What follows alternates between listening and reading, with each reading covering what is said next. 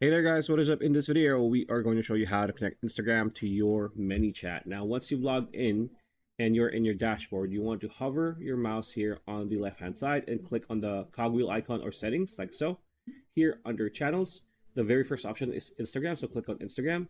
And now this is practically where you'll be able to start communicating with your customers via Instagram messages. So this is how you connect your Instagram channel or Instagram account to ManyChat, right? So once you are here, all you need to do is click connect like so.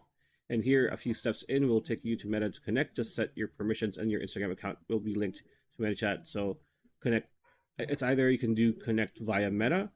You have other options to connect via Instagram directly or Meta Suite, right? So just choose whatever you want. A lot of times this is pretty much what they want by default.